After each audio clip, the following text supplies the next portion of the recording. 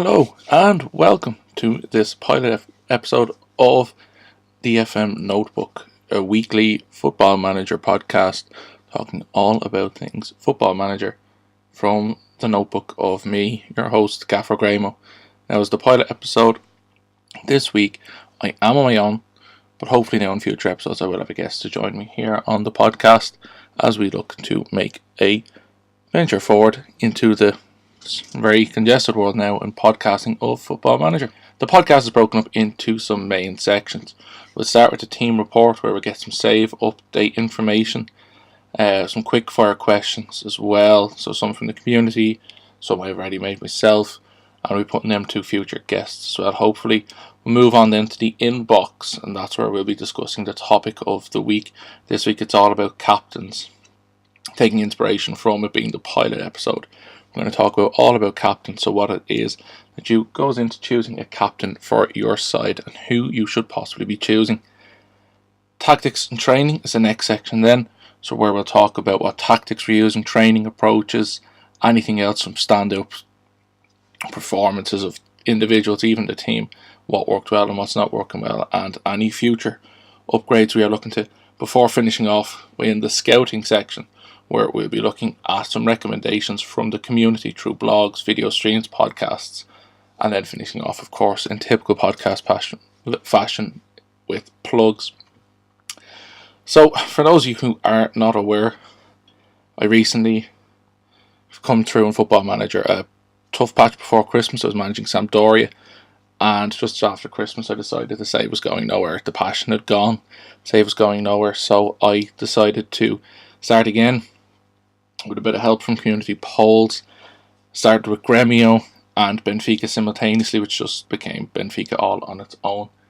With Benfica then, the ultimate goal of that save was to break Bella Gutmann's course, and in unbelievable fashion I managed it in my first season, beating RB Leipzig in the final. So I then took the decision and said, well, I've broken the course, I'm not going to get any better than this, so I'm going to move on and start again. And that's where Rayo Vallecano have come in as my latest save. So where did Rayo Vallecano come into it? Well, for me, I decided to start unemployed, and using the updated winter update, I started at the end of January in 2018, using the Irish League, Republic of Ireland, as a start date, and then simmed through until I was approached by Rayo Vallecano, who were middling away in 10th, 11th, 12th, somewhere there in mid-table, and from there we went. We managed to finish into the playoff places, and to be honest, I didn't really want to get promoted in my first season because I didn't really know the players all too well, didn't really know the squad all too well, and we got to the playoff final and were deservedly beaten by Lugo, who have already made a good start in my game to their life in La Liga. For us, it was life again then in the Segunda, and after 18 games, we are currently sitting top of the pile, 3 points clear of Sporting Gijón. It's been a very, very positive start. Granted, we lost our first game of the season to Oviedo. It's the only defeat of the season, but since we've gone on and done excellently well. New signing Alan Jr. from Benfica B has made a huge impact up front, scoring 11 goals, top goal scorer this season. And despite the sale of our star player Alex Moreno, we've systematically done very, very well. A lot of loan signings have come in. Even though we've had a tight budget, we've managed to get them in with minimal, if any, contribution towards wages, loan fees. So we've done really, really well there, and these loan signings have really taken us to the next level. And excitingly enough as well with these loan signings is a lot of them have contracts up towards the end of their loan spells with us, so we'll hopefully be able to make these signings permanent given the wage budget, hopefully, and the fact we won't be able to have to shell out on a transfer fee should make it easy. As for other statistics, like normally with my saves, I normally have with Benfica, I get used to being a high scoring team and low conceding, and using the same tactics and evolving them with Vallecano. It's gone really, really well. We've gone kind of 4-3-3 systems, and we've gone a bit more direct, a bit more attacking, higher pressing, and it's done really well for us. We haven't scored as many as I'm used to scoring. We're missing a lot of chances in the final third, a lack of clinical finishing. But at the other opposite end, we aren't conceding, even though we're kind of rotating goalkeepers at the minute. So far so good. I'm quite happy with the save, and hope to have a piece coming out now in the next week or so all about this new high pressing, high tempo tactics that I have done. So getting on to the quickfire questions, I'm going to put 3 to myself. I have a list. It's the same list I'll be using every week. Some of these have come in from the community, some of these I've just come up with myself. So I'm going to go most expensive signing for me in Football Manager in all my years came at the end of FM17 after signing Breland Bolo from Schalke to Manchester United for £86 million. I reinvested the transfer fee in Kylian Mbappe from Monaco. Came straight in, played down the right hand side with either Lautaro Martinez or Maxi Romero up front as a lone striker, and Luan on the opposite flank in predominantly 4-3-3 systems, and he tore it asunder. So certainly my most expensive signing, my most expensive sale, complementing each other there, so there wasn't a loss. My most memorable save has to be from Football Manager, I think it was 2009, when I was the manager of Shelbourne. So Shelbourne are the team I support here in Ireland. They're currently sitting in the first division, and we managed to get to the group stages of the Champions League, which was a huge achievement for an Irish club, especially given high financial resources, and as well given the history of the fact Shelbourne were one round away from doing so in 2004-05 season, where they were put out the last hurdle by Deportivo La Coruña. And finally, the last question I'm going to put to myself this week that's come in is, how would you like FM to progress in the future?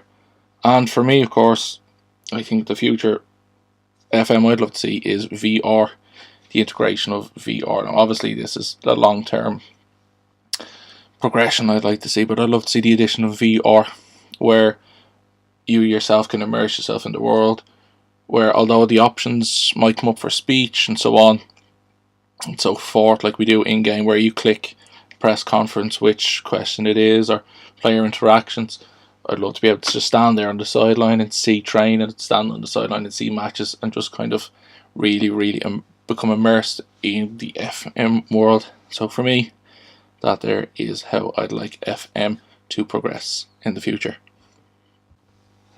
Well, when you consider FM in the future and how it can move forward, one of the best ways to do that is to consider what the community have to say, what learning experiences we can take from what they've shared with us, from successes to failures, and we can see how we can ourselves push forward.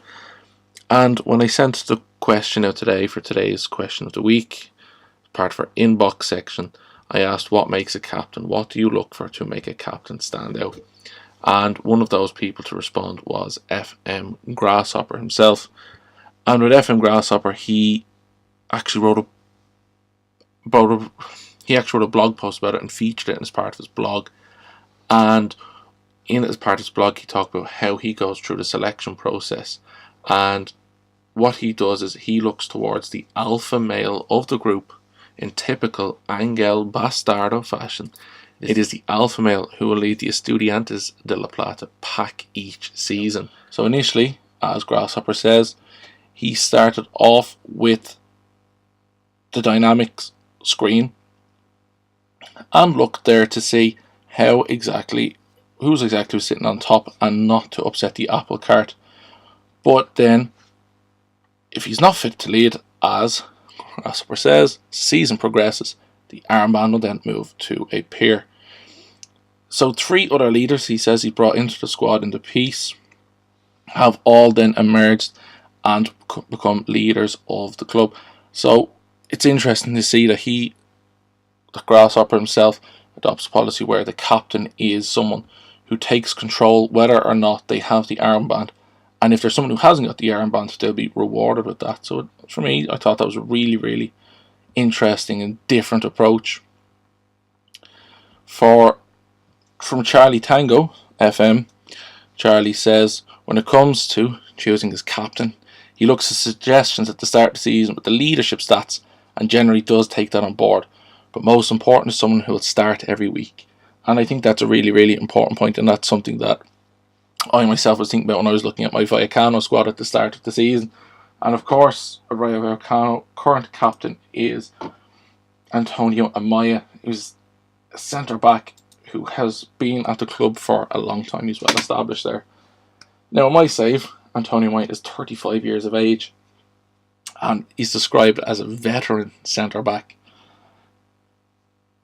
He also is lacking in pace, and unfortunately, in a few matches, his lack of pace has caught him out, which means that I did have to consider, as with the save progressing, Antonio's place in the side. On loan from Atletico Madrid is centre-half Emiliano Velasquez, and with Emiliano, he has very high leadership stats, and even though he's on loan, I brought him back in on loan for the second season and rewarded him with the vice-captaincy, even though myself I felt I should give him the full captaincy. But of course, because he's on loan, I felt that was not a valid reason to change it, because of course, with a loan signing being captain, there's no guarantee he'll be at the club for a long period, even though he's someone I have targeted as a free transfer signing at the end of the season. So, as the season started, Antonio fell out of the squad, and new loan signing Pablo Insua from Schalke came in, took his place, which meant with two loan signing centre-halves playing centre-back, and on the bench was our captain. So, taking Charlie's point on board, it's a case of, I agree, the captain should be someone who starts every match, and the armband shouldn't be someone sitting on the bench, and the leader should be there.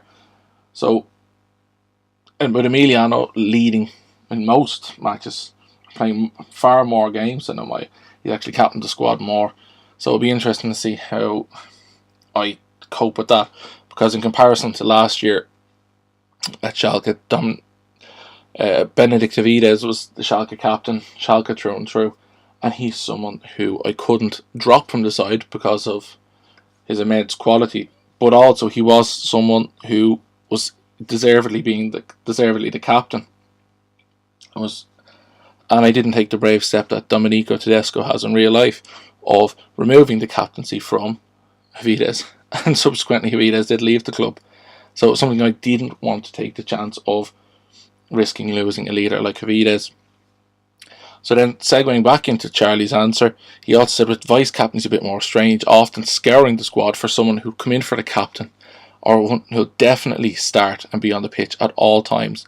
So if the captain's not playing, this is someone who will definitely be playing, and that's something I totally agree with there, because like that, with Amaya and Velasquez both being centre backs and Insua being the third, it's traditionally, for me, well, consistently for me, it's been Velasquez and Insua centre back, and Amaya on the bench, and so that means like the vice captain is playing and is ready to take the armband when Amaya isn't playing. And it was something as well I also see as a reward and incentive for a player to stay at the club, like that at Schalke. Klaas-Jan Huntelaar left, retired in my save last year, and the vice captaincy was passed on to Leon Goretzka. At the same time, I offered Goretzka a new contract, again as an incentive to encourage him to keep his head down, not be turned by any other suitors. And it worked for me that Leon was not interested in leaving the club and captained us in every game that Davides didn't play, which to be honest wasn't very many. So what then do we really need in a captain? What do we look for in a captain? Well, the first and the main set, and as Charlie mentioned of course, is the leadership. A captain should be a leader, should be someone who's ready to take control of a side and show them the way. Now, traditionally, of course, captains have always been players who are in the centre of the pitch, and of course, central defenders or centre midfielders, because they tend to be involved in the action most, or in the terms of a centre half, centre back, someone who's looking up at the pitch and seeing the whole pitch and being able to organise the players in front of him. So leadership there, of course, is something that's really, really important. Because, again, if a player has a high leadership attribute, teammates, of course, will rally around. They'll be able to influence the others. For me, then, I also look at the teamwork attribute. Because a captain should not just be a leader, but also a team player. And if he's a team player, he works with the teammates, and he will garner more respect. And if he's someone who's respected by the players, and someone who'll rally around, the players will rally around, then I think you're onto a great player. Other attributes then I also tend to look at is determination. The description on FM of determination is the commitment to succeed and do his very best on and off the pitch. And to me, again, that describes a leader. That describes someone who is going to set an example and be the face of the club. Other minor attributes, of course, that do come in, of course, are decisions. So being able to make decisions on the pitch, and work rate, because these again will impact the player's performance on the pitch. Decisions is use of the ball, and of course is attributes. While work rate then going above the call of duty, as it says, above and beyond the call of duty, someone who's really, really, really going to go out. So then, of course, this year there's also been the addition of the dynamic screen and the hierarchy, of course. And at the top of my hierarchy, Antonio Maya sits there as a team leader. But vice captain Emiliano Velasquez only sits in the influential players. So a team leader, Maya is joined by Oscar Trejo, who's someone I also did consider for the vice captaincy. The reason I didn't give it to him, well,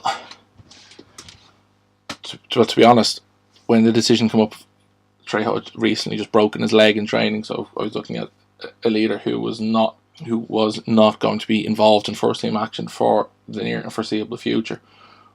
But with the assistant's feedback as he's reintegrating himself into the side now, just as we're nearing the Christmas period, he's approaching the prime of his career, and we look to retain him and his leadership skills for years to come. So if Amaya retires or if Velasquez can't be tempted to stay, then an armband, whether it's the captaincy or vice captaincy, will of course go to Oscar Trejo. Another insight for picking a captain could also be whether a player's homegrown status. So is the player someone who has come through the club, someone who bears the identity of the club? So whether it's somebody like Steven Gerrard or John Terry who has come through the ranks of the club to stand up and lead, or are you going to opt for someone you've brought in from outside? If your squad has a leadership void, like I think of Paul Ince signing for Liverpool in the 1990s, that Gerard Houllier felt the Spice Boys who were already at the club did not have. So it's also an interesting concept to think of, an interesting idea, that if the leader isn't there, do you bring in a leader, install him at the top, give him the armband from day one, and say you follow him? So maybe I haven't done this myself, so maybe it's something you've done and you've experienced, so I'd be interested to hear how you have got on with that. So moving on and considering the role of the captain in the team, we're going to segue now into the tactics and training section of the pod.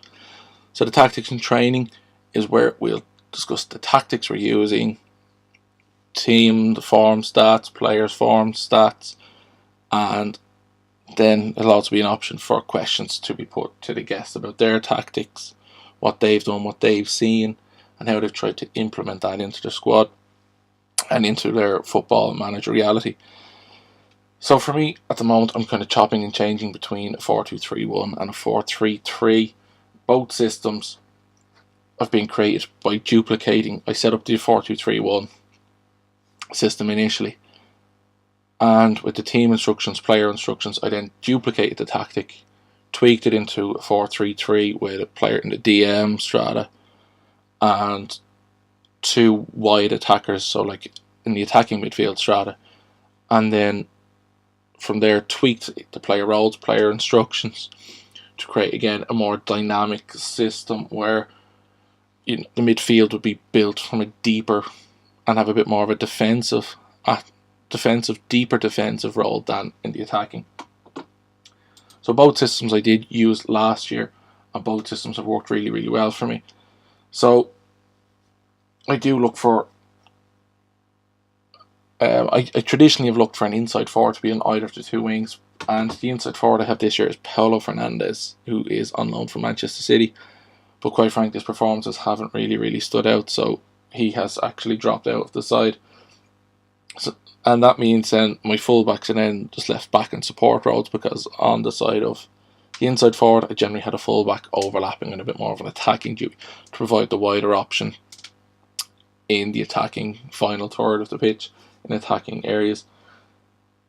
So on this year then, with Vallecano, I found at the start of my first full season we were a bit passive.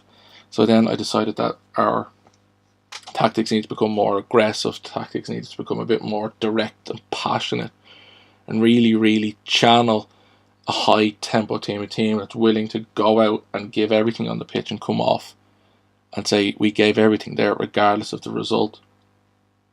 So in order to do that, I've added in team instructions of being more direct in our passing, and I've upped the tempo to playing at a higher tempo.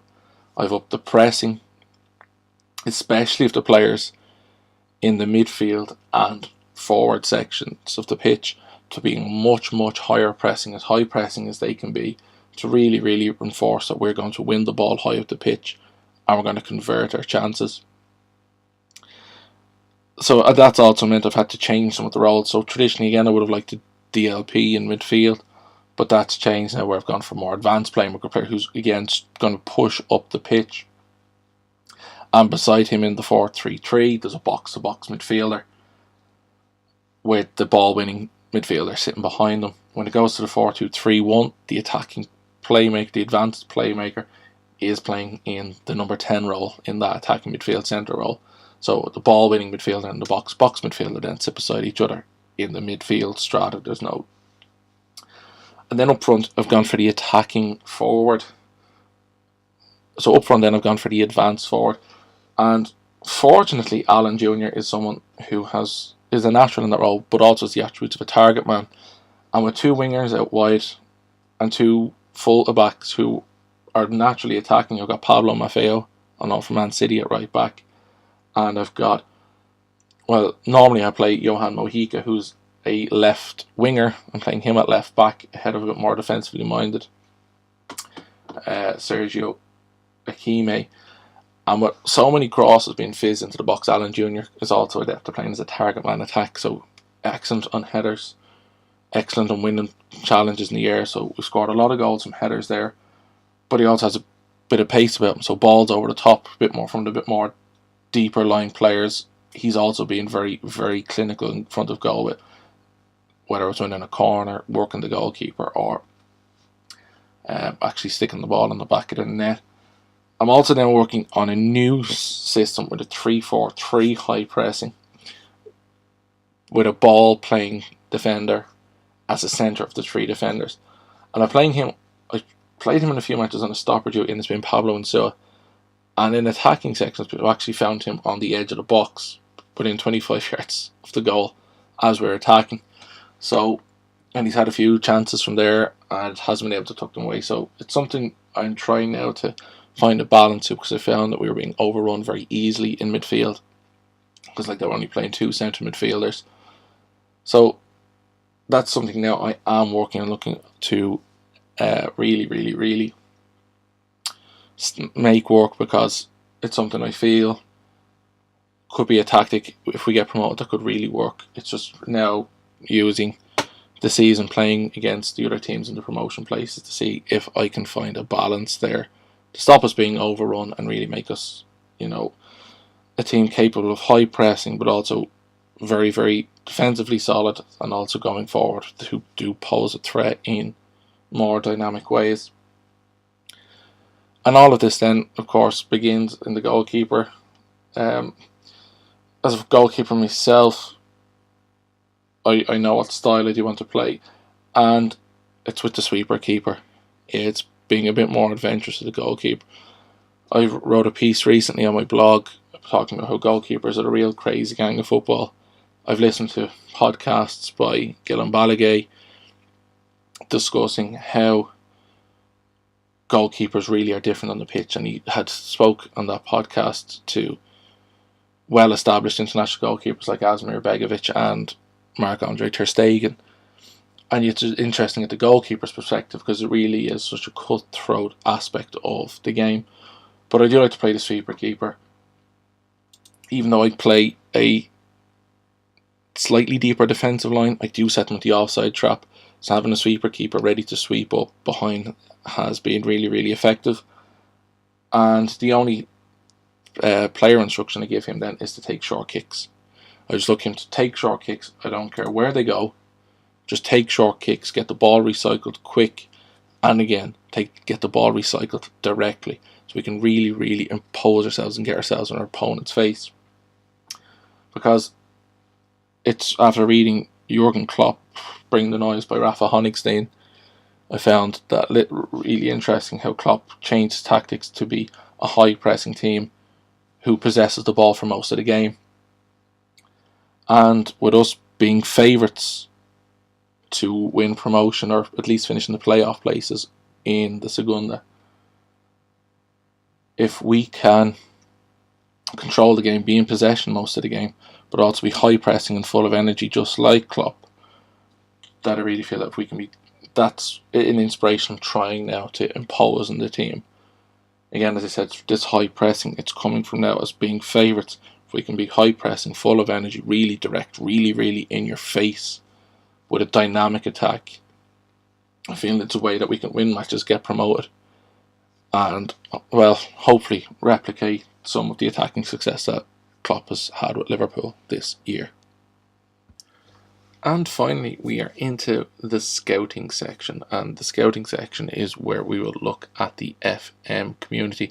So I want to say big thanks to those people out there in the community who've interacted with me today on Twitter, really kind of helping this podcast kind of get going with their input and their suggestions, their comments, everything, the retweets. So thanks very much. So it's going to be around these guys are going to take a bit of a promotion this week.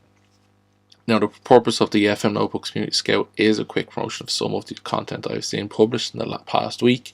So if you've created anything, please don't forget to use the hashtag #WeAreTheCommunity or the hashtag now FM Notebook, and I'll try to feature some of the content in each of the episodes I record. Links to all content will be found in the tweets and in the description box below. So starting off at Charlie Tango FM has recommended the FM mobile save by Jake Flock, where he tries to go toe-to-toe with Nuno Espirito Santo at Wolves to see if he can better the Portuguese's results. Charlie himself is also keeping us up to date at the unique challenge of managing Swansea as part of the Let 2 challenge over on the Higher Tempo Press as well. Both of these series are well worth checking out, and I've attached a link to the Higher Tempo Press below where you can find both of the content being hosted. Clan Gaming is continuing to keep us updated with his streams over on Twitch. He's fairly regular streaming over there, Clan is. And he's currently managing Coventry. And he's managed to get Coventry City back into the Premier League. And not only that, he looks certain to be nailed on it, surviving the Premier League's drop in his 5th season there. So go and check the link below to see Clan's Twitch channel. Take you straight there to see when he will be streaming next. At MarkBone17 has taken over struggling Kaiserslautern in Germany's 2nd Bundesliga. Now in real life, Kaiserslautern, the once champions, are now sitting bottom. So the club is struggling, so can Mark take this champion back to the top?